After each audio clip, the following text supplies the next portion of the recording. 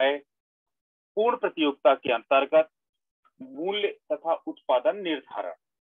तो इस टॉपिक के अंतर्गत जब हम आज की बात करते हैं तो ये बाजार की सबसे उत्कृष्ट दशा होती है। जब अर्थव्यवस्था में ऐसी दशा पाई जाती है तो इसे हम लोग परफेक्ट कंपटीशन कहते हैं। और परफेक्ट कंपटीशन के अंतर्गत एक उत्पादक जो होता है वो बाजार में अपनी वस्तु का मूल्य तथा उत्पादन किस प्रकार से निर्धारण करता है, इसके विषय में हमको आज इस लेक्चर के अंतर्गत जानकारी प्राप्त। जब हम बाजार की बात करते हैं तो बाजार में हमें कई प्रकार का बाजार मिलता है, लेकिन आज हम बेसिकली दो प्रकार के मार्केट को डिस्कस यहाँ पे करने जा रहे हैं। और जिसमें आपका पहला है आपका परफेक्ट कंपटीशन। परफेक्ट कंपटीशन बाजार की एक आइडियल कंडीशन होती है, जैसे कि इसके नाम से स्पष्ट है।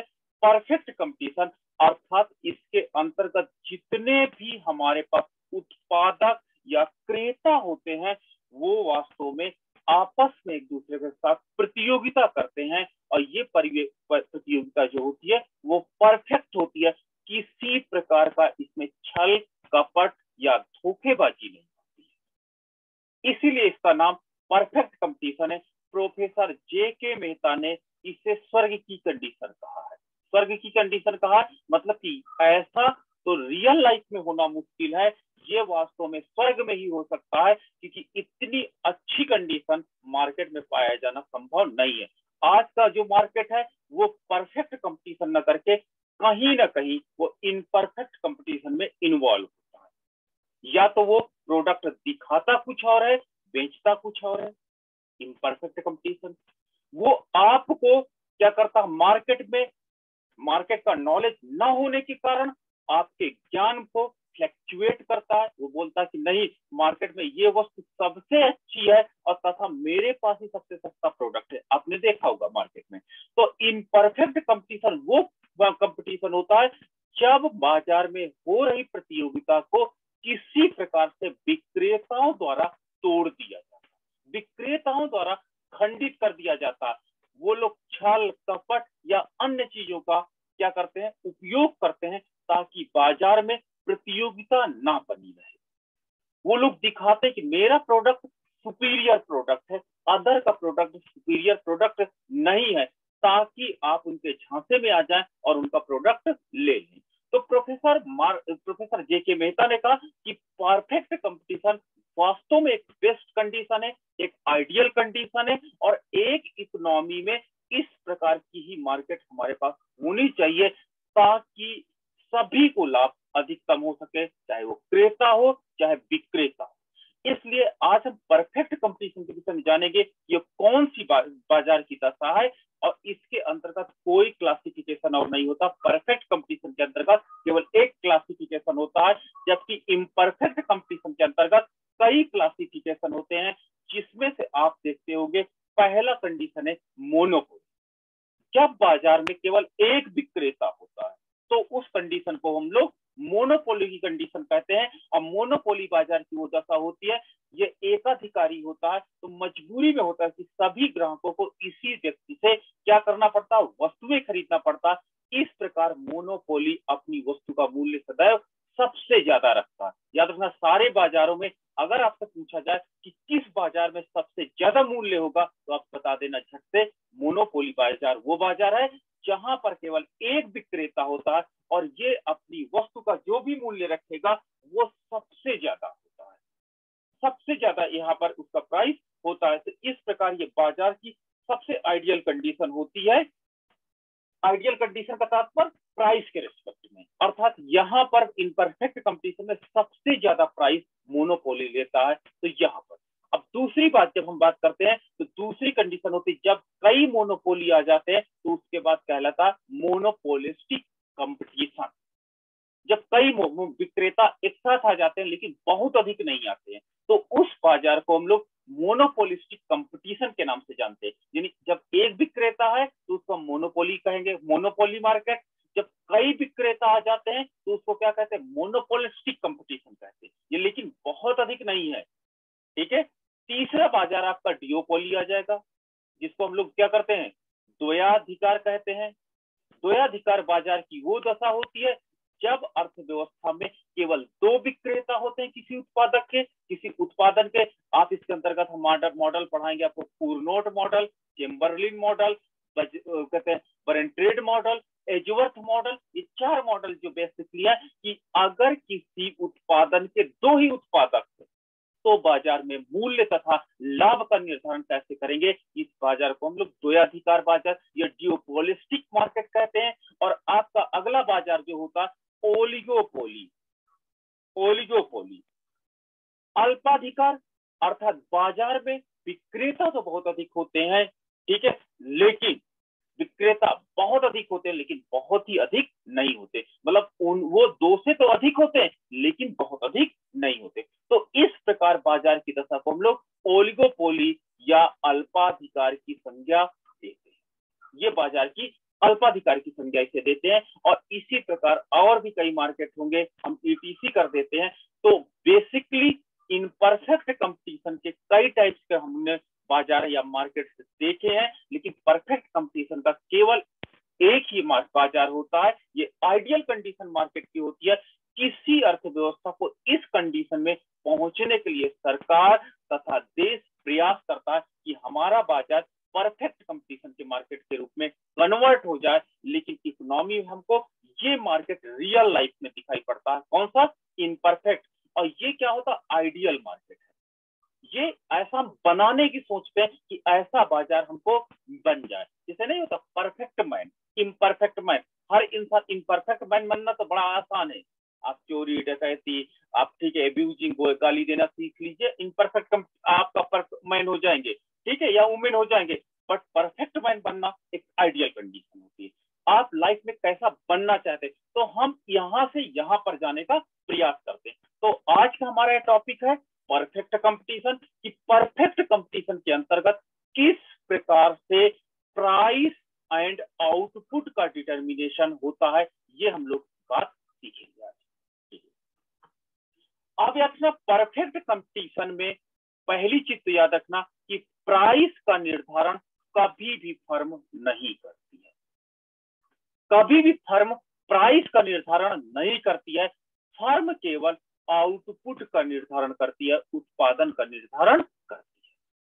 तो पहला पॉइंट आप याद रखना कि अर्थव्यवस्था में मूल्य का निर्धारण कौन करेगी। तो परफेक्ट कंपटीशन के अंतर्गत मूल्य का निर्धारण जो है वो इंडस्ट्री द्वारा किया जाता है, उद्योग द्वारा किया जाता है। और वही आउटपुट का निर्धारण क्या होता है, आउटपुट का जो निर्धारण होता है, आउटपुट का निर्धारण आपका फर्म द्वारा किया जाता है, ठीक है।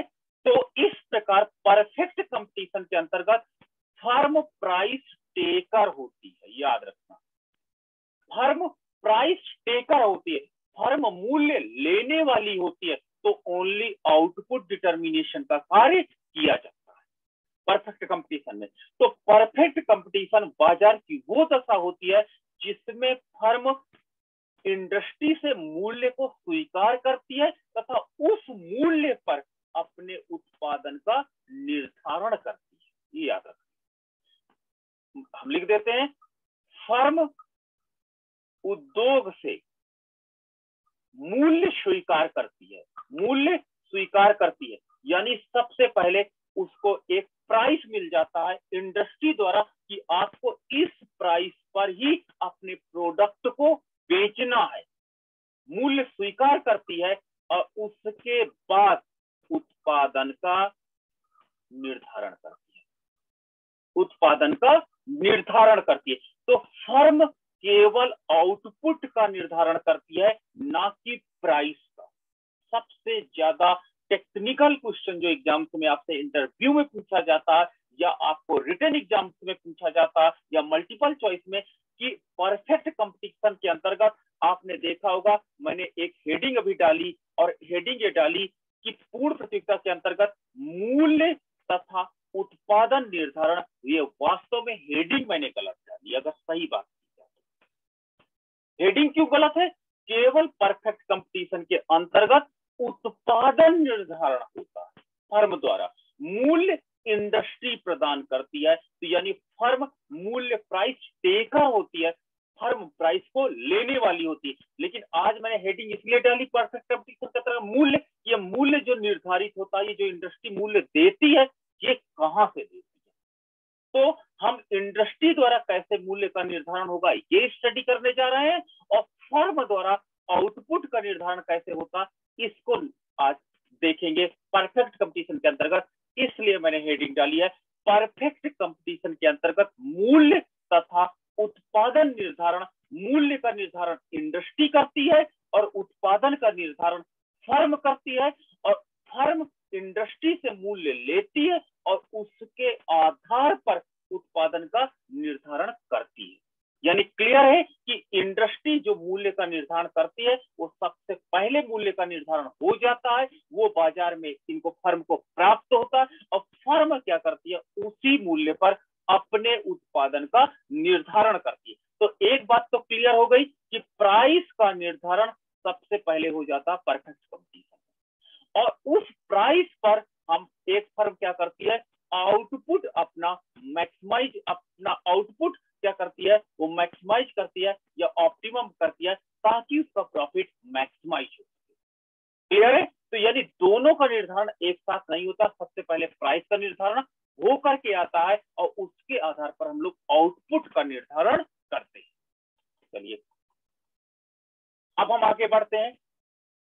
अब प्रश्न ये मेरे पास इतना हमने बात की, तो what is the definition of firm, what is the definition of industry. जब हमने इतनी बात की तो ये फर्म और इंडस्ट्री क्या है। ठीक है, फर्म उत्पादन की एक इकाई होती है, फर्म उत्पादन की एक इकाई होती है, ठीक है, जो कई प्लांट से मिलकर के चल बनती है, कोई कई प्लांट से मिलकर के ये बनी। एक फर्म में कई प्लांट्स होते हैं, एक प्लांट, दो प्लांट, तीन प्लांट, चार plant, first, second, third, fourth, fifth, ये प्लांट होते हैं। यानी एक प्लांट में एक उत्पादन की प्रक्रिया कंप्लीट होकर के फाइनल हो जाती है। फिर अगर डिमांड मार्केट में ज्यादा है तो उत्पादन क्या होता है, उत्पादक क्या करता है दूसरा प्लांट भी चालू कर देता है और दूसरे प्लांट से उत्पादन की प्रक्रिया होकर के बाहर हो जाती है। लेकिन जब मार्केट में डिमांड और बढ़ जाती है तो तीसरा प्लांट भी चालू कर दिया जाता है और वह उत्पादन दे देता है। फिर जब और डिमांड बढ़ती है तो चौथा प्लांट।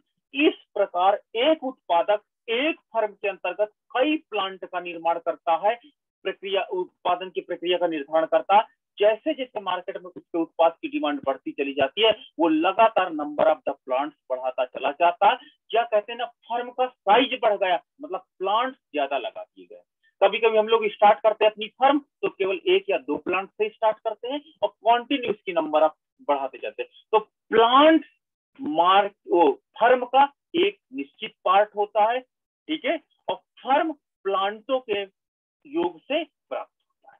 तो फर्म जो आपका होता है वो एक फर्म एक जगह पर स्टेब्लिश होता है और वो प्लांट के द्वारा बनाया जाता है। लेकिन इंडस्ट्री वास्तव में कोई इंडस्ट्री, हम इंडस्ट्री को देख नहीं सकते, हम ना महसूस कर सकते, बल्कि फर्मों के एक समूह को इंडस्ट्री कहा जाता है और यहाँ पर इंडस्ट्री पे सारा डिसीजन होता है अबाउट फर्म। फर्म के बारे में इंडस्ट्री में सारा डिसीजन होता है। आप इंडस्ट्री को वो मत समझ लीजिए कि आप इसे फिजिकल रूप से देख सकते हैं या छू सकते हैं। अधिकतर लोगों को मैंने देखा कि वो फर्म को ही इंडस्ट्री बोल देते हैं। नहीं, फर्म आप देखिएगा हल्द्वानी में A4 पेपर का कागज का मैंने फैक्ट्री देखी है, वो फर्म है। इस तरह भारत में कितने A4 कागज के फर्म होंगे, उन फर्मों को आप मिला दो तो कागज की इंडस्ट्री बन जाएगी। कागज की इंडस्ट्री एक प्रकार का MOU होता है, समझौता ज्ञापन पत्र होता है, MOU होता है, जो क्या होता है फर्मों के आपस के बीच का होता है, वही इंडस्ट्री का निर्माण करता है।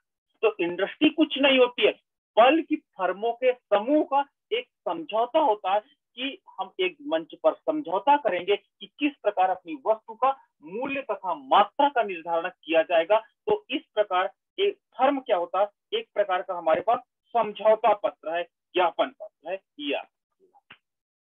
ठीक है, अगर हम आगे बात करते हैं भारत में लगभग कई आपके पास, भारत में लगभग कई आपके पास इंडस्ट्री फर्में हैं। आप मगर अगर मैं शुगर मिल की बात करता हूँ तो शुगर मिल की बात करता हूँ तो भारत में एक कुछ शुगर मिल आपके उत्तर प्रदेश में लगी हैं, आपके उत्तराखंड में कुछ शुगर मिल लगी हुई है, पंजाब में लगी हुई है, हरियाणा में लगी हुई है, ठीक है, उत्तर प्रदेश में, बिहार में, वेस्ट बंगाल में, उड़ीसा में, छत्तीसगढ़ में, मध्य प्रदेश में, राजस्थान में, गुजरात में, सब जगह पर चीनी मिल लगी हुई है। अगर इन चीनी मिल के संयुक्त एग्रीमेंट को, अगर हमें चीनी मिल जो लगे हैं इनको हम लोग उद्योग कहते हैं। कौन सा उद्योग है? चीनी उद्योग है। चीनी उद्योग पूरे देश में फैला हुआ होता है, ठीक है। फर्मों के समूह को उद्योग कहते हैं, ये डिफिनीशन आप याद रखना। फर्मों के समूह को उद्योग कहते हैं।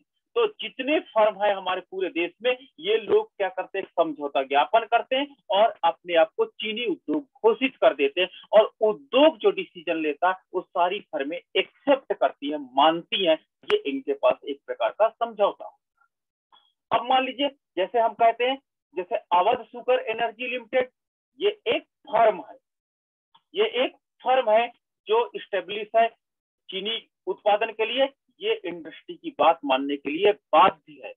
दूसरा, आपके पास बलरामपुर चीनी मिल की अगर बात करते हैं तो ये एक फर्म है और ये भी चीनी उद्योग के अंतर्गत आती है, चीनी उद्योग के अंतर्गत उत्पादन का कार्य करती है।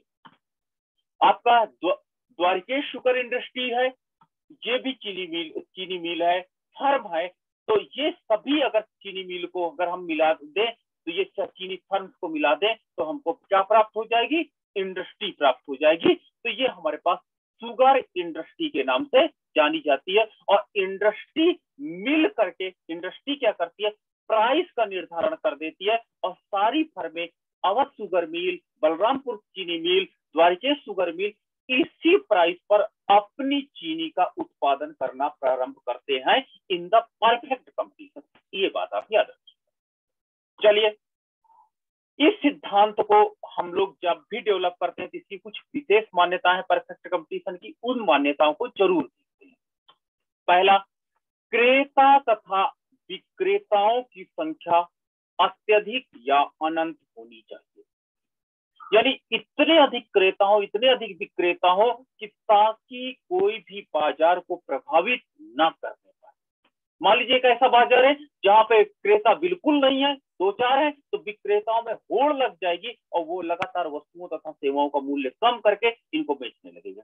तो बाजार में ना तो क्रेता की कमी है, ना तो विक्रेता की कमी, अर्थात इन दोनों के बीच में कोई समझौता नहीं होता है, आपस में प्रतियोगिता होती रहती है। तो ये condition that is very important in the perfect competition कि क्रेता तथा विक्रेताओं की संख्या अनंत होनी चाहिए, यानी अनलिमिटेड होनी चाहिए, अनकाउंटेबल होनी चाहिए। क्रेता कितने हैं नहीं बता सकते हैं, विक्रेता कितने हम नहीं बता सकते। तो अगर ऐसा बाजार में कई कंडीशन पाया जाता है तो आप कह देना कि ये परफेक्ट कंपटीशन है। दूसरा मान्यता है हमारे पास स्वतंत्र निर्णय, अर्थात क्रेता अपना डिसीजन स्वयं कर सकता है, स्वयं डिसीजन कर सकता है स्वयं, और विक्रेता स्वयं अपना डिसीजन कर लेता है। तो यदि उनके बीच का निर्णय स्वयं हो जाए तो इसे हम क्या कहेंगे? परफेक्ट कंपटीशन कहेंगे, ठीक है। तीसरा, समरूपता, जो एक दुकानदार द्वारा, विक्रेता द्वारा वस्तु बेची जा रही हो वही वस्तु दूसरे विक्रेता द्वारा बेची जा रही। आप एग्जांपल देख लो चीनी का, आप एक दुकान में जाओगे चीनी का रेट क्या है? 40, दूसरी दुकान में जाओगे रेट क्या है? 40, तीसरी दुकान में जाओगे 40, यानी और चीनी की क्वालिटी सभी के पास है। क्यों? क्योंकि चीनी जो आपके नजदीकी चीनी फैक्ट्री है वहीं से आती है और सारे दुकान में डिस्ट्रीब्यूट कर दी जाती है। तो इस प्रकार आपकी जो वस्तु होती है वो समरूप होती है, ठीक है। लेकिन मैंने प्रेजेंट में देखा कि चीनी को भी लोग इन परफेक्ट कंपटीशन का पार्ट बना दिए हैं। और क्यों बना दिए? लोगों ने चीनी की पैकिंग कर दिया। अब पैकिंग करने के बाद इस चीनी का रेट इन्होंने केवल पैकिंग के नाम पर 50 रुपए केजी रख दिया मार्केट में, मैंने देखा। पहले एग्जाम्पल हुआ करता था, याद रखना, नमक का। नमक एक आता था खड़ा नमक, जो बोरी में आता था, जिसको घर पे लोग सिलबट्टे पे पीस करके यूज करते थे। वो परफेक्ट कंपटीशन का प्रोडक्ट था। लेकिन जब से टाटा साल्ट आने लगा, आपका कई आने लगे ना सॉल्ट, कोई क्लेम करता है कि इसमें क्या कहते हैं आयोडीन है, कोई कहता है कि नहीं आयोडीन की आवश्यकता नहीं होती है। उन्होंने बाइफरकेट कर दिया अपने प्रोडक्ट को, इसी नमक को पीस करके बोरी में भर दिया और उसका रेट जो 3 रुपए केजी हमको बाजार में खड़ा नमक मिलता था, आज इन्होंने 20 रुपये केजी उसी नमक को कर दिया केवल पैकिंग के बेस पे और अपने आप को बाइफरकेट कर दिया। तो वस्तु समरूपता को उन्होंने तोड़ा। नमक में उन्होंने कहा मैंने आयोडीन मिला दिया, आयोडीन मिला दिया, लेकिन आपको पता है कि ऑलरेडी समुद्र के नमक में आयोडीन एडेड होता है। अगर आप एक्सेस आयोडीन का यूज कर लेंगे तो आपको प्रॉब्लम आ जाएगी। तो इन्होंने समरूपता के सिद्धांत को तोड़ा यहाँ पर, और जहां पर चीनी में समरूपता के सिद्धांत को तोड़ा और इन्होंने पैकिंग किया। अब बोला कि बड़े दानों की चीनी है जिसमें मिठास ज्यादा, जबकि वही चीनी है जो पैक की जाती है। क्लियर है ना?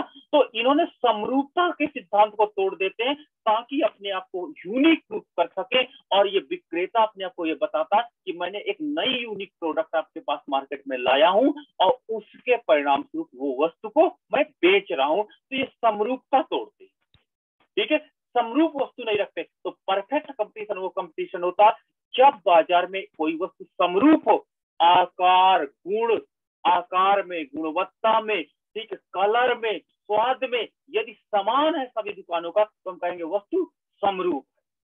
नाउ आपका क्या था, बाजार का ज्ञान होना जरूरी है। मैं आपके साथ आप एग्जांपल बता दूं, जब मैं बीएचयू में था तो मुझे एक दिन क्लास लेने जानी थी और क्लास लेने के दौरान मेरे पास मार्कर कम पड़ गया, ठीक है, मार्कर कम पड़ गया। तो मार्कर पहले हम लोग व्हाइट बोर्ड पे मार्कर पे लिखा करते थे, तो वो मार्केट में 22 रुपीज का आता था। मैं एक शॉप पर स्वयं गया और मैंने उससे बोला भैया ब्लू वाला मार्कर दे दीजिए जो आपका स्प्लिट होता है, जो मिट जाता है। तो उसने डायरेक्ट जवाब दिया, सर वो मार्कर आना बंद हो गया है। आई एम सरप्राइज्ड, वो मार्कर आना बंद हो गया। उसने बोला, मैंने एक कंपनी का नाम लिया, कंपनी का नाम यहाँ पर लेना मुझे उपयुक्त नहीं लग रहा है, तो मैंने उस कंपनी का नाम लिया कि इस कंपनी का मुझे मार्कर दे दो ब्लू कलर का। उसने डायरेक्ट बोला कि सर वो मार्कर आना बंद हो गया। मैं सरप्राइज्ड हो गया और मैंने कहा ठीक है, जो न्यू आ रहा है उसी को दे दो, नया जो आ रहा। तो नया एक उसने 25 रुपीज का मुझे मार्कर दिया और 25 रुपीज का मार्कर मैं ले आया और वास्तव में उसकी क्वालिटी उतनी अच्छी नहीं थी। बाद में मुझसे बर्दाश्त ना हुआ कि इतनी अच्छी ब्रांड का मार्कर बंद कैसे होगा। मैं दूसरी दुकान पर गया, ठीक है, ये मार्कर लेने के बाद मैंने सेकंड दुकान पर क्या हुआ, मैंने पूछ लिया, उसने कहा मेरे पास अलॉट ऑफ मार्कर है, क्या जितना आप लीजिए इस मार्कर को। तब मुझे लगा कि उसने बाजार का ज्ञान न होने के कारण मुझे बेवकूफ बना करके ये प्रोडक्ट बेच दिया। तो विक्रेता बाजार का ज्ञान न होने के कारण आपको बाइफरकेट कर देते हैं। आपको बाजार का ज्ञान होना अनिवार्य है, ये इसमें एजम्पशन है। आपसे बोलेंगे this is the last product है, लास्ट न्यू यूनिट है मेरे बाजार में, आपको लगता इसको ले लो नहीं तो ये बिक जाएगी। वो आपके ज्ञान को, आपके कौशल को भंग करते हैं, ठीक है। वो कहते हैं this is the last piece, ये कंपनी का लास्ट पीस है, ये कंपनी बंद हो गई है, ये कंपनी का आज हमारे सेल्स लगी हुई है। ये केवल बाजार के ज्ञान को वो लोग डाइवर्ट करते हैं। अगर आपको बाजार का प्रॉपर ज्ञान है, परफेक्ट कंपटीशन के अंदर है, तो आपको कभी भी प्राइस अधिक देना नहीं पड़ेगा। तो इसमें यह एक आइडियल कंडीशन मानी गई कि सभी क्रेता और सभी विक्रेताओं को बाजार का ज्ञान प्राप्त है और उनको पता कि ये वस्तु बाजार में कितनी उपलब्ध है तथा किस रेट में उपलब्ध है। अगर ऐसा कहीं हो जाता है तो उसे हम परफेक्ट कंपटीशन की संज्ञा देंगे। नाउ फर्मों का स्वतंत्र प्रवेश एवं बहिर्गमन। कोई भी फर्म उस इंडस्ट्री में, शुगर इंडस्ट्री में कोई भी नई फर्म स्वतंत्र रूप से एंट्री कर सकती है और स्वतंत्र रूप से एग्जिट कर सकती है। इंडस्ट्री को कोई प्रॉब्लम नहीं होनी चाहिए, इंडस्ट्री कोई बैरियर ना लगाए, आप आसानी से आ सकते हो और आसानी से बाहर जा सकते हो। तो इस फर्मों का यदि स्वतंत्र प्रवेश और बहिर्गमन आपको होता है तो आप कहेंगे कि ये परफेक्ट कंपटीशन की कंडीशन है। और आपका मैं लास्ट इसको कहूंगा मान्यताओं में पूर्ण गतिशीलता, उत्पादन के संसाधन पूरी तरह से गतिशील है, अर्थात जहां पर चाहे लेबर, लैंड, कैपिटल, सारी की सारी चीजें मूव करती हैं, पहुंच जाती है। और अगर चाहे द्वारिकेश से बन रही हो चीनी, वो यूपी में भी मिलेगी, आपको उत्तराखंड में भी मिलेगी, आपको तमिलनाडु में मिलेगी। अर्थात उसको सरकार जहां चाहे खरीद करके, इंडस्ट्री जहां चाहे खरीद करके पहुंचा सकती है, कोई उसमें बैरियर नहीं होगा। तो ये याद रखना, अगर ये कंडीशन बाजार की पाई जाती है तो अर्थव्यवस्था में परफेक्ट कंपटीशन माना जाएगा। तो that is very important assumptions for you. आपको ये सारी एजम्पशंस याद रखिएगा। एग्जाम्स में यहां पर पूछा जाता, निम्न में से कौन सी मान्यता परफेक्ट कंपटीशन की नहीं है। इसमें से 4 दे देगा, एक ऐसी दे देगा जो आपको इम्परफेक्ट कंपटीशन की मान्यता होगी, आपको वही ढूंढना। तो ये मैंने बेसिक मान्यताएं आपको क्लियर कर दिया कि कौन कौन सी है बेसिक मान्यताएं। और अब हम चलते हैं, सबसे पहले चलते हैं हम लोग इकोनॉमी में इक्विलिब्रियम की कंडीशन। इक्विलिब्रियम की कंडीशन, तो इक्विलिब्रियम की कंडीशन को हम लोग अब स्टडी करने जा रहे हैं। बाजार में इक्विलिब्रियम की कंडीशन वो कंडीशन होती है जब एक फर्म वहां पर ऑप्टिमम स्टेज पर होता है जहां पर उसका लाभ अधिकतमीकरण होता है। एक फर्म का उद्देश्य याद रखना, सदैव अपने लाभ को अधिकतम करना होता है। और लाभ अधिकतम करने की दशा ये होती है कि जहां पर मार्जिनल रेवेन्यू, सीमांत आगम, सीमांत लागत के यदि बराबर है तो वह वास्तव में लाभ अधिकतम करने की दशा को प्रूव करता है। अगर सीमांत आगम सीमांत लागत के बराबर है तो ये समझ लेना लाभ अधिकतम की दशा कंप्लीट हो रही है, अर्थात लाभ अधिकतम हो रहा है। ठीक है, इसको इन फ्यूचर में हम इसको प्रूफ कराएंगे कि क्यों लाभ अधिकतम की दशा को MR इक्वल टू MC कहा जाता है। इन फ्यूचर में मैं कराऊंगा इसको प्रूफ, लेकिन आज आपको याद रखना कि लाभ अधिकतम की दशा के अंतर्गत अर्थव्यवस्था में मार्जिनल रेवेन्यू मार्जिनल कॉस्ट के बराबर रहती। तो अगर आप कहीं पर भी देखिएगा कि मार्जिनल रेवेन्यू जहां पर मार्जिनल कॉस्ट के बराबर हो जाएगी, समझ जाना यही आपका इक्विलिब्रियम पॉइंट है, संतुलन बिंदु है। ये आपको हरदम याद रखना, चाहे परफेक्ट कंपटीशन हो चाहे इनपरफेक्ट कंपटीशन हो, क्योंकि एक फर्म, एक उत्पादक का उद्देश्य अपने लाभ को अधिकतम करना होता है। दूसरा, मार्जिनल कॉस्ट की जो स्लोप है दैट शुड बी पॉजिटिव। ठीक है, अगर MR इक्वल टू MC हो, लेकिन ये दूसरी कंडीशन होना भी अनिवार्य है संतुलन के लिए। क्या है?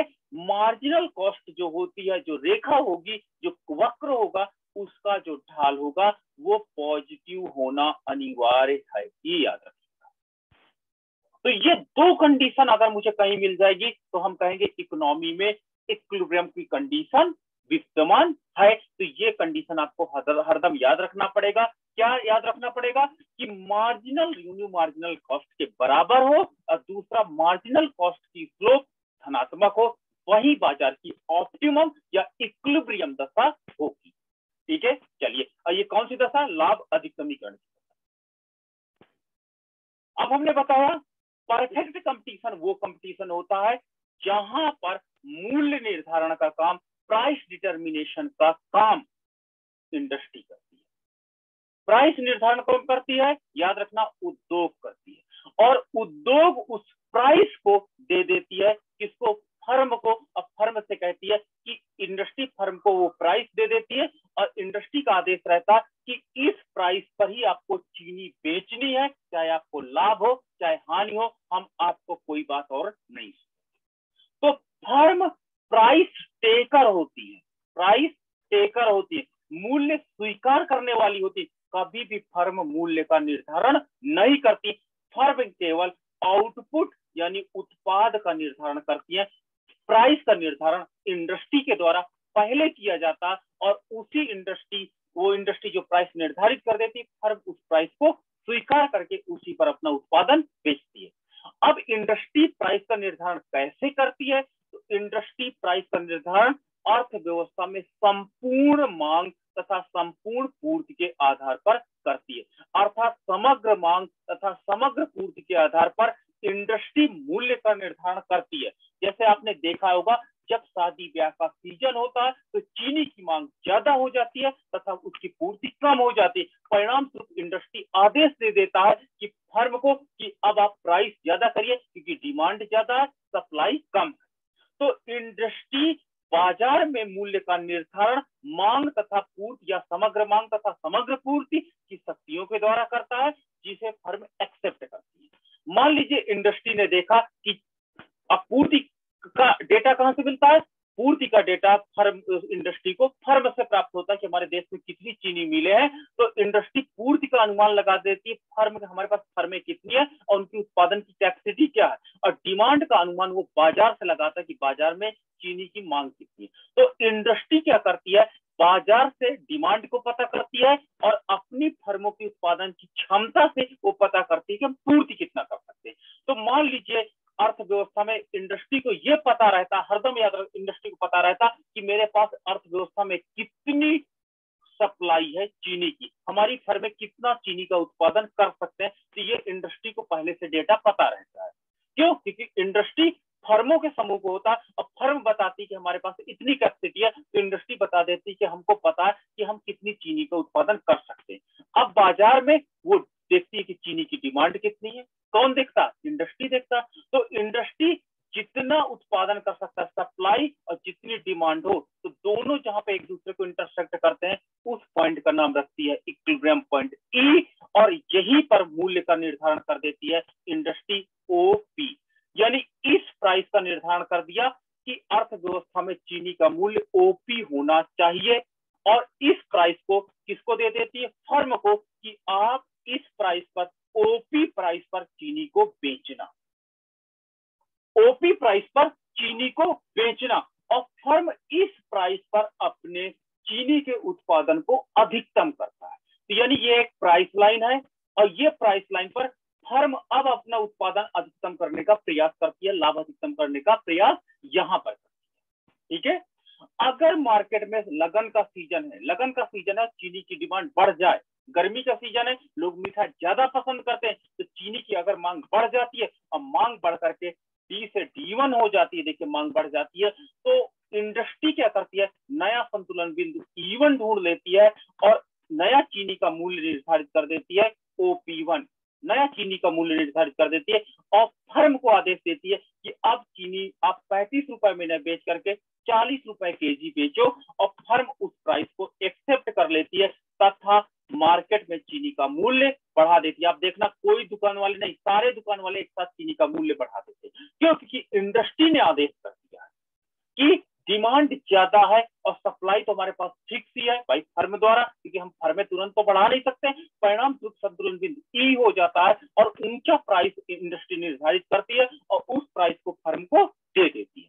अब क्या करते हैं, मान लीजिए चीनी की डिमांड घट जाए, किसी कारण से ठंड पड़ने लगे, लगन का सीजन खत्म हो जाए, मार्केट में अब चीनी की डिमांड कम हो जाए, तो नया संतुलन बिंदु प्राप्त हो जाता है E2, और इस प्रकार प्राइस चीनी का निर्धारित होकर के OP2 हो जाता, और इंडस्ट्री देखिए कि प्राइस कम कर देता और फर्म को आदेश करता कि अब आप OP2 प्राइस पर चीनी को बेचेंगे, और फर्म उस प्राइस को एक्सेप्ट कर देता है।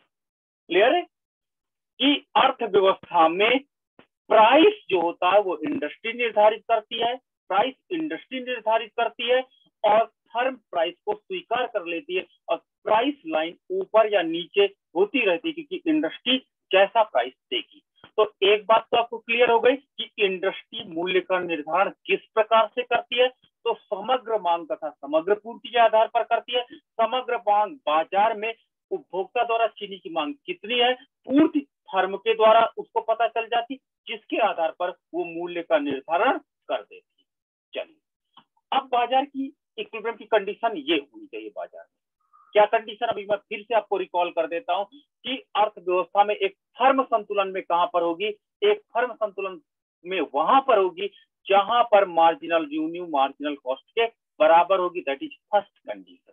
ये प्रथम कंडीशन है कि जब बाजार में सीमांत आगम तथा सीमांत लागत दोनों बराबर होगा तो उसे हम संतुलन की कंडीशन कहेंगे, इक्विलिब्रियम कंडीशन कहेंगे। लेकिन दूसरी कंडीशन होना इंपॉर्टेंट है कि मार्जिनल कर्व का स्लोप पॉजिटिव होना चाहिए अर्थात बढ़ता हुआ होना चाहिए। ये दो बातें आपके दिमाग में चलनी चाहिए जब भी आप बाजार की बात करो।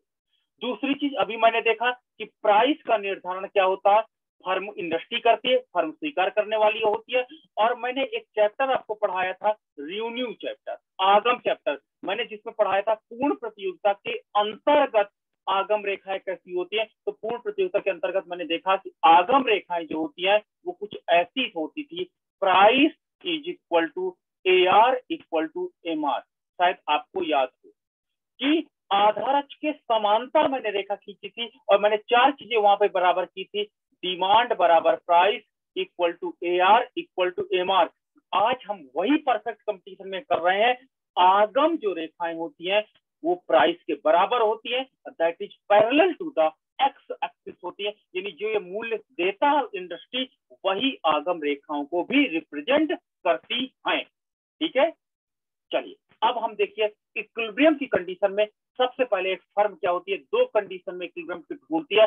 पहला होती है शॉर्ट रन में इक्विलिब्रियम, शॉर्ट रन मार्केट में अल्पकाल, जब मांग के अनुसार वो पूर्ति ना बढ़ा सके, कुछ साधनों के माध्यम से बढ़ाती है, लेकिन अल्पकाल वो बाजार की दशा होती है जब वो मांग के अनुसार पूर्ति नहीं बढ़ा पाती ज्यादा, तो उसे हम शॉर्ट रन कहते हैं। और दूसरा होता है लॉन्ग रन, क्या कहते हैं दीर्घकाल, जब मांग के अनुसार पूर्ति को वो बढ़ा सकता है। तो आज हम दोनों देखेंगे, short run and long run के अंतर्गत किस प्रकार से अर्थव्यवस्था में या बाजार में मूल्य का निर्धारण फर्म करती है। नाउ सबसे पहले देखते हैं कि शॉर्ट रन में अगर फर्म को हम देखते हैं असामान्य लाभ प्राप्त, असामान्य लाभ का तात्पर्य क्या होता है, जब प्राइस मार्केट में इंडस्ट्री द्वारा प्राप्त हो और वो प्राइस वास्तव में फर्म की लागत से ज्यादा। ठीक है, जो इंडस्ट्री ने प्राइस दिया है वो उसका मान ज्यादा हो, ये प्राइस फर्म को दिया है, फर्म को इंडस्ट्री ने दिया है, तो आपका OY एक्सिस पर मैंने रेवेन्यू एंड कॉस्ट को लिया है तथा आधार अक्ष पर मैंने आउटपुट को लिया है जो एक्स अक्ष पर है। ये प्राइस OP प्राइस है जिसको हम लोग AR इक्वल टू MR भी कह सकते हैं, मैंने आगम चैप्टर में ये बात पढ़ चुके हैं। और यहाँ पर असामान्य लाभ की दशा है, असामान्य लाभ सुपर नॉर्मल प्रॉफिट है। क्यों? क्योंकि मान के चलते प्रथम कंडीशन है कि जब अर्थव्यवस्था में किसी वस्तु का मूल्य ज्यादा हो और फर्म की लागत कम हो। इंडस्ट्री ने जो मूल्य रखा वो रखा 35 रुपए केजी अब चीनी बेचना, अब फर्म की लागत मात्र 20 रुपए केजी है, तो फर्म तो बड़ी खुश हो जाएगी कि मुझे रेट दिया गया 35 रुपए लेकिन लागत कितनी है मेरी 20 रुपी केजी, तो फर्म खुशी खुशी इस प्राइस को स्वीकार कर लेती है। तो ये देखिए उसका एवरेज कॉस्ट, ये प्राइस इंडस्ट्री ने दिया, ये प्राइस आपका इंडस्ट्री ने दिया, that is parallel to the X axis. जो एवरेज कॉस्ट होती है फर्म की, देखिए एवरेज कॉस्ट प्राइस के नीचे है, अर्थात ये कंडीशन आपकी प्रूफ हो रही है आपकी कि प्राइस का मान ज्यादा है, एवरेज कॉस्ट का मान कम है, तो ये आपकी कंडीशन प्रूफ हो रही है। अब देखिए एवरेज कॉस्ट के हमने देखा लोअर पॉइंट से न्यूनतम बिंदु से मार्जिनल कॉस्ट कट करके जाती है, कल हमने रिजल्ट देखा था कॉस्ट के अंतर्गत। तो ये आपके पास मार्जिनल कॉस्ट है जो एवरेज कॉस्ट के न्यूनतम बिंदु से काट करके ऊपर जाती है, सीमांत लागत तेजी से गिरती है, सीमांत लागत तेजी से उठती है। अब चलिए हमने संतुलन की कंडीशन आपको क्या बताया था, पहला पॉइंट संतुलन की कंडीशन वहां पर होगी जहां पर मार्जिनल रेवेन्यू मार्जिनल कॉस्ट के बराबर। अभी हमने स्टडी किया तो देखिए मार्जिनल रेवेन्यू, ये देखिए ये जो लाइन है, लाइन आपके एक्स अक्ष के समांतर है, ये मार्जिनल रेवेन्यू को रिप्रेजेंट कर रही है। ये मार्जिनल कॉस्ट आपकी ये है, ये मार्जिनल कॉस्ट है यहाँ पर और मार्जिनल कॉस्ट एक ये है यहाँ पर।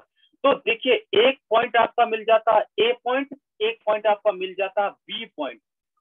ए पॉइंट और बी पॉइंट किस पॉइंट पर इक्विलिब्रियम पे होगा, तो यहाँ पर देखिए सीमांत लागत ऋणात्मक है यानी गिरता हुआ, लेकिन कंडीशन क्या कि MR इक्वल टू MC होना चाहिए, तो ए पॉइंट पर MR इक्वल टू MC है, बी पॉइंट पर MR इक्वल टू MC है, लेकिन ए पॉइंट संतुलन नहीं होगा क्योंकि यहाँ पे सीमांत लागत ऊपर से नीचे गिर रही है, जबकि सीमांत लागत को बढ़ते हुए प्राप्त होना चाहिए, अर्थात बी पॉइंट संतुलन पॉइंट होगा।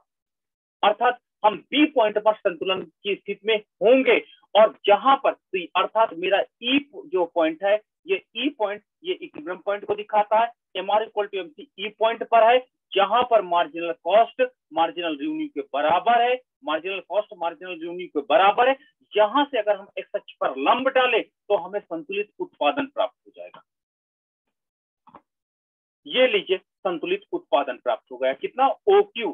तो इस प्रकार सेकंड हमारा पॉइंट है ओपी, आपका प्राइस इंडस्ट्री ने दिया, ओपी प्राइस इंडस्ट्री ने दिया और OQ उत्पादन फर्म ने निर्धारित किया। एमआर इक्वल टू एमसी के बेस पे ये आउटपुट डिटर्मिनेशन हो गया। तीसरा पॉइंट आउटपुट डिटर्मिनेशन हो गया।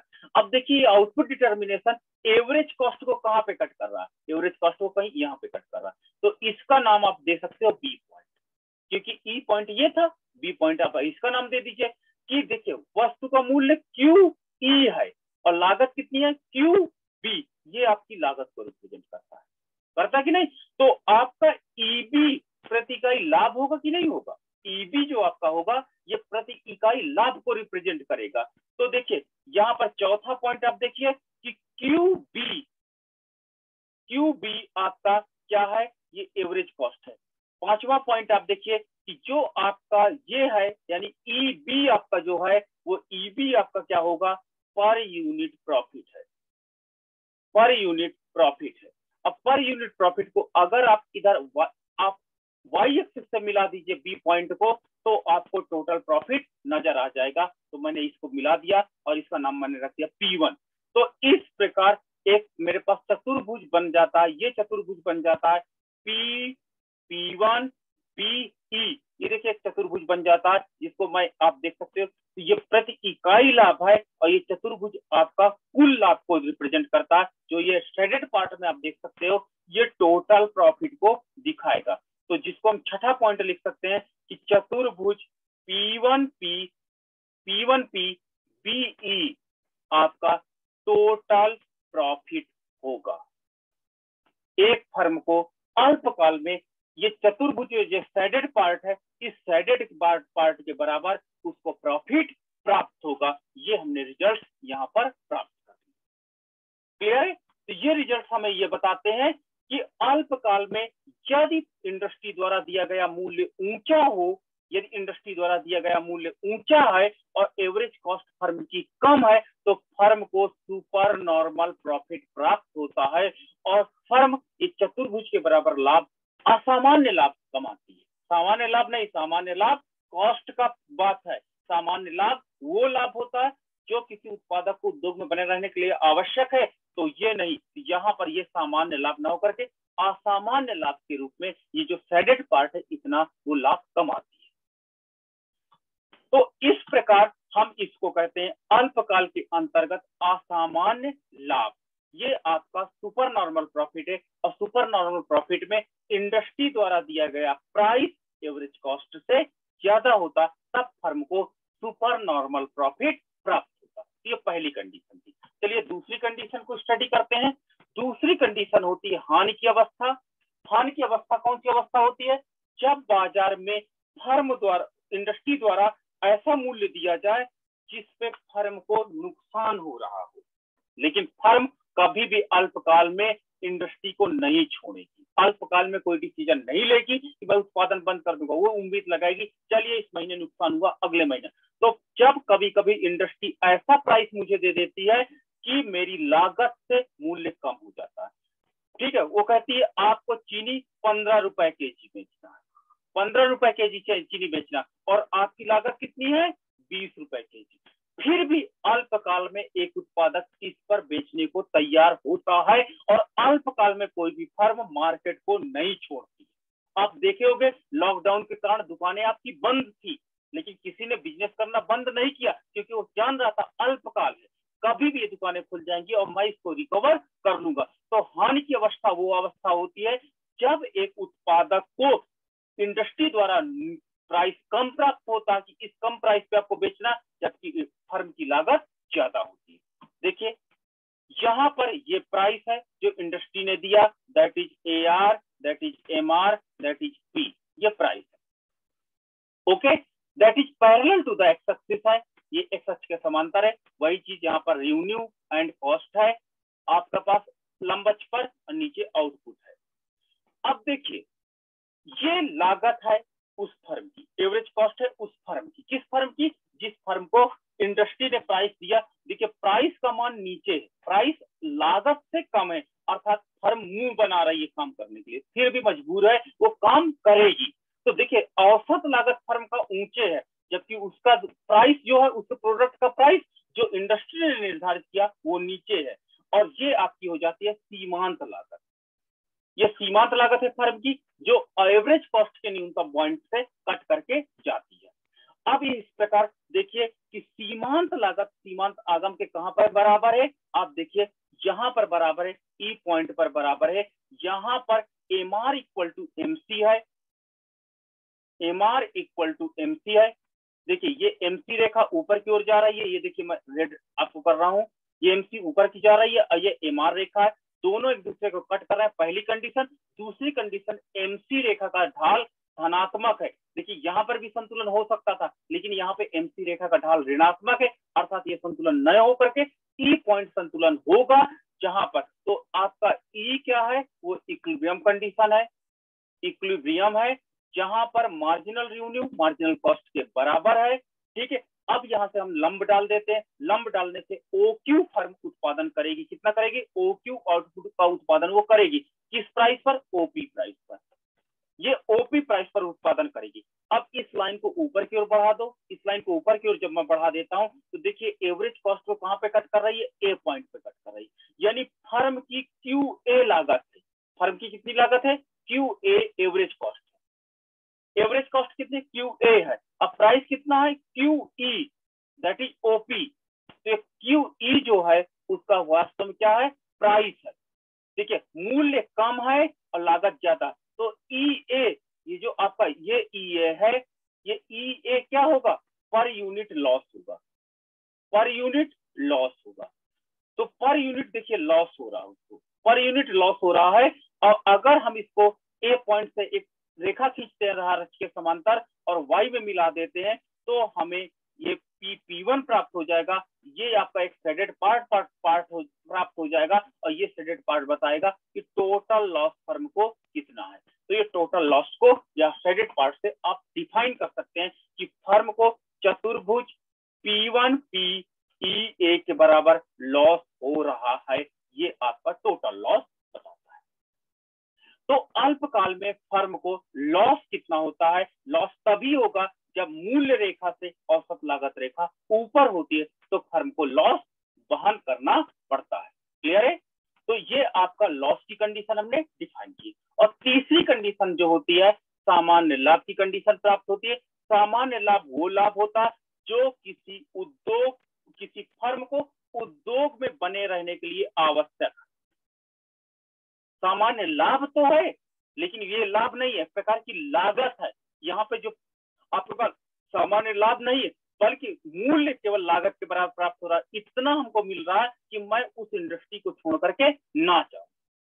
तो सामान्य लाभ की कंडीशन होती है, यानी इंडस्ट्री द्वारा जो प्राइस दिया जाता है वो फर्म की औसत लागत के बराबर होता है।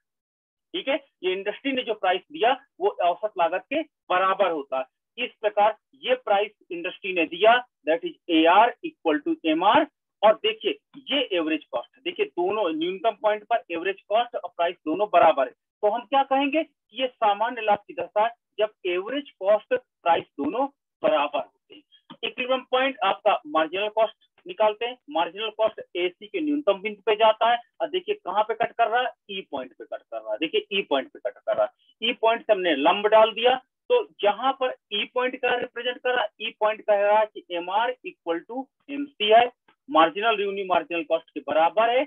लेकिन यहाँ पर आप देखिए कि यहाँ पर एसी भी बराबर है और ए आर भी बराबर है, तो यहाँ पर एसी एंड ए आर भी बराबर है, अर्थात सामान्य लाभ की दशा के अंतर्गत फर्म को चारों चीजें बराबर होती है, M R equal to MC होता है और AC equal to A R, यानी चारों चीज बराबर होती है। तो आपसे एग्जाम में पूछा जा सकता है कि वो बाजार की कौन सी दशा होती है जब चारों बराबर होते हैं, तो आप कह देना यदि फर्म सामान्य लाभ अर्जन करती है तो एम आर एमसी एसी और ए आर ये चारों एक दूसरे के बराबर होंगे।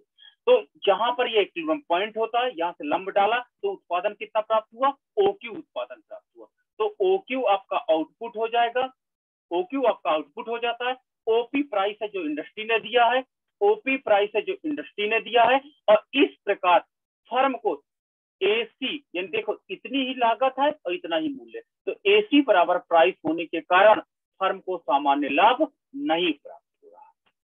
फर्म को सामान्य लाभ ही प्राप्त हो रहा, असामान्य लाभ नहीं प्राप्त हो रहा। तो फर्म कोई भी असामान्य लाभ नहीं कमाएगी, केवल इतना उत्पादन करेगी और इस मूल्य पर करेगी और यहीं पर संतुलन पर बनी रहेगी। तो ये मैंने आपको सिखाया कि अल्पकाल के अंतर्गत असामान्य लाभ होता है जब प्राइस ज्यादा होता है तथा एवरेज कॉस्ट से। दूसरा मैंने आपको हानि बताया जब प्राइस कम होता है एवरेज कॉस्ट से। और तीसरा मैंने बताया सामान्य लाभ जब प्राइस एवरेज कॉस्ट के बराबर होता। ये 3 कंडीशन मैंने आपको सिखाई। चलिए अब दीर्घकाल की बात करते हैं। दीर्घकाल वो समय होता है जब उत्पादक के पास इतना समय होता है कि वो मांग के अनुसार पूर्ति कर सके। ठीक है, तो फर्म को केवल सामान्य लाभ दीर्घकाल में प्राप्त होगा। जब मांग के अनुसार आप पूर्ति कर दोगे तो लाभ क्या होगा, केवल सामान्य लाभ होगा। और यहाँ पर प्राइस जो इंडस्ट्री द्वारा दिया जाता इसके लॉन्ग रन एवरेज कॉस्ट के बराबर होता है। यहाँ पे एल क्या दिखाता है, एल दिखाता है दीर्घकाल की औसत लागत। तो वही औसत लागत होती है, अब दीर्घकालीन औसत लागत के रूप में कन्वर्ट हो जाती है। और दीर्घकाल में एक फर्म को केवल सामान्य लाभ मिलता है क्योंकि वो मांग के अनुसार पूर्ति कर देता है, तो इसलिए उसे सुपर नॉर्मल प्रॉफिट नहीं प्राप्त होता है। ठीक है, तो ये प्राइस आपका इंडस्ट्री ने दिया, इस प्राइस को इंडस्ट्री ने दिया और इस पर प्राइस को दीर्घकाल में फर्म ने एक्सेप्ट किया। और फर्म का दीर्घकालीन LA से दीर्घकालीन औसत लागत वक्र देखिए मूल्य रेखा को टच करके जा रहा है। तो ये आपका AR इक्वल टू MR है और ये दीर्घकालीन औसत लागत रेखा है जो दोनों को बराबर है। इस पॉइंट पर दोनों टच कर रहा है, अर्थात ये दीर्घकाल का हमको दीर्घकाल के अंदर सामान्य लाभ को रिप्रेजेंट कर रहा है। ये इसकी लॉन्ग रन मार्जिनल कॉस्ट है, लॉन्ग रन मार्जिनल कॉस्ट है जो रैपिडली नीचे तेजी से गिरती है, तेजी से ऊपर की ओर उठती है। अब ये इक्विलिब्रियम पॉइंट E है क्योंकि यहाँ पर MR और MC दोनों बराबर होते हैं। MR और MC दोनों बराबर है, यहाँ से एक लंब डाल देते हैं तो आपका E जो होता है, E आपका इक्विलिब्रियम स्टेज को दिखाता और यहाँ पर भी चारों चीज बराबर है। कौन कौन सी, MR equal to MC, MR equal to LMC long run marginal cost equal to LAC equal to आपका AR। अगर आपको कोई ऑप्शन ऐसा मिले जिसमें लॉन्ग रन एवरेज कॉस्ट और लॉन्ग रन मार्जिनल कॉस्ट लिखा हो, अब बाकी चारों चीज बराबर हो, तो आप समझ जाना ये दीर्घकाल में सामान्य लाभ की बात ये इक्वेशन कर रहा है। अर्थात दीर्घकाल में सामान्य लाभ प्राप्त होता है तथा दीर्घकालीन सीमांत लागत तथा दीर्घकालीन औसत लागत दोनों और एवरेज कॉस्ट तथा मार्जिनल कॉस्ट ये चारों चीज आपस में बराबर होती है। तो यहाँ से एक लंब डाल देते हैं, लंब डालने के बाद हमको उत्पादन OQ प्राप्त होता है। अर्थात दीर्घकाल में फर्म OQ उत्पादन करती है और प्राइस कितना रहती है, OP प्राइस रहता है एंड यही एवरेज कॉस्ट रहता है। देखिए यही प्राइस है, QE प्राइस है और यही एवरेज कॉस्ट है। अतः फर्म को सामान्य लाभ प्राप्त होगा। क्यों, क्योंकि मूल्य तथा लागत दोनों का मान समान है, अतः फर्म को केवल सामान्य लाभ प्राप्त होगा, उतना लाभ प्राप्त होगा ताकि वो उद्योग में बना रहे। तो हमने रिजल्ट्स क्या देखे, रिजल्ट्स आपको देखे कि शॉर्ट रन में जब इंडस्ट्री प्राइस देती तो पहला जब प्राइस ज्यादा होता है तो और एवरेज कॉस्ट कम होती तो फर्म को सुपर नॉर्मल प्रॉफिट प्राप्त होता है। दूसरा कंडीशन हमने देखा कि जब इंडस्ट्री ने प्राइस दिया और एवरेज कॉस्ट का मान क्या है, एवरेज कॉस्ट का मान ज्यादा हो, यदि एवरेज कॉस्ट किसी फर्म की ज्यादा हो तथा मूल्य का मान कम हो तो फर्म को लॉस की कंडीशन वहन करनी पड़ती है। फर्म लॉस की कंडीशन में रहता है, फर्म लॉस उठाता है। और तीसरी कंडीशन हमने देखा कि जब प्राइस का मान एवरेज कॉस्ट के मान के बराबर होता है तो हम कहते हैं फर्म को नॉर्मल प्रॉफिट हो रहा है, केवल उतना मूल्य मिल रहा है ताकि वो उद्योग में बना रहे। तो शॉर्ट रन के अंतर्गत मैंने आपको 3 चीजें सिखाई और लॉन्ग रन के अंतर्गत मैंने आपको एक सिखाया कि केवल फर्म को सामान्य लाभ प्राप्त होता है। और जहां पर सामान्य लाभ प्राप्त होने का कारण क्या है कि यहाँ पर मूल्य तथा लॉन्ग रन एवरेज कॉस्ट दोनों एक दूसरे के बराबर होते हैं।